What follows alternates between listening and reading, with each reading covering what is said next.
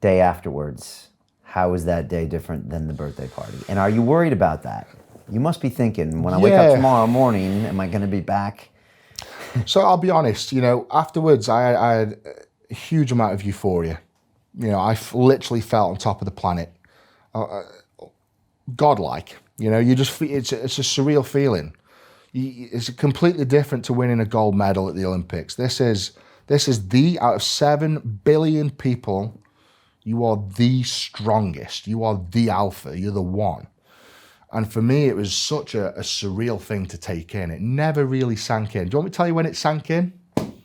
The day I lost the title. That's when it sank in. That's when I realized that I had it. When I lost it. Interesting. It's so yeah, I'd say for a few months I had a good euphoria. It was obviously I had my down points, but it was a good euphoria. I felt as though I was winning at life. I completed life. I was successful, and then the privilege wears off quite quickly. You are coming back down to reality. All the endorsements came in thick and fast. The appearances.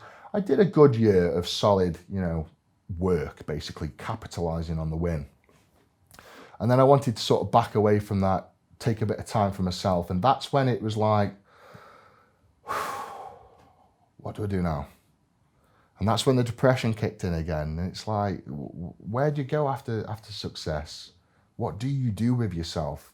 It's not like with the deadlift where I can reset my goals in the strength industry. There's nothing else I could do. I've done it all. I've done the deadlift. I've done the world's strongest man. So where do I go next? And then I just looked to Arnold again. I looked to Arnie Schwarzenegger. What did he do? He used sport as a stepping stone to get into Hollywood, to break into the movies, get into acting. So just like that, right, that's it. I started doing acting lessons. I've been doing acting lessons now for 2 years. I signed up with a London agent and started getting my name out there, for TV shows, movies. And 2 years later, I've just done 2 seasons for 2 TV shows. Done one on my own TV show, Eddie Eats America, which is basically like a man versus food / strongman / cultural sort of program.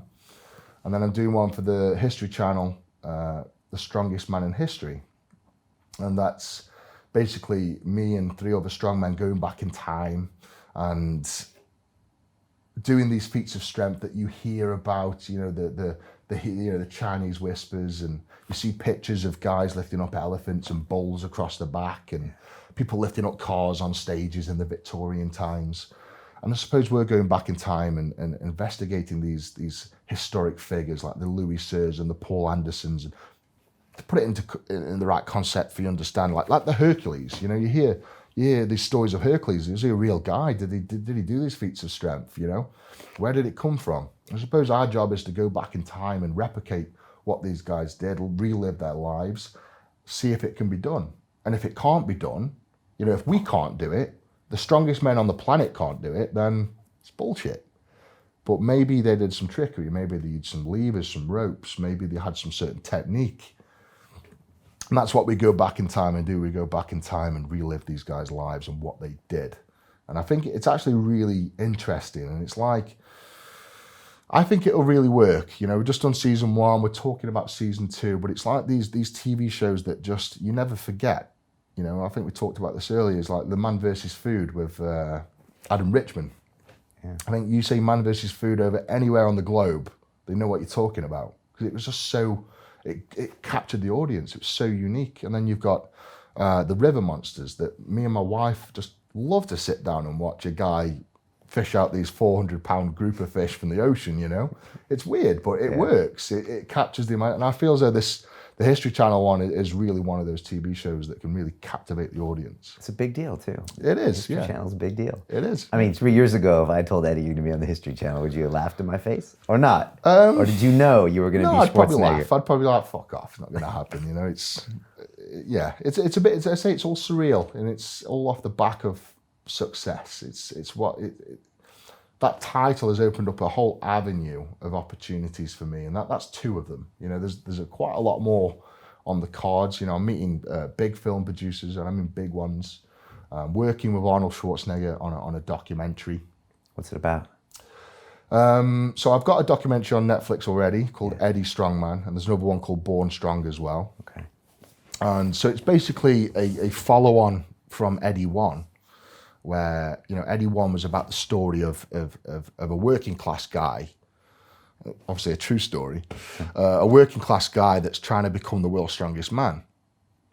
And he goes through all this hardship and you know, and loss and grief, and sacrifice for this dream.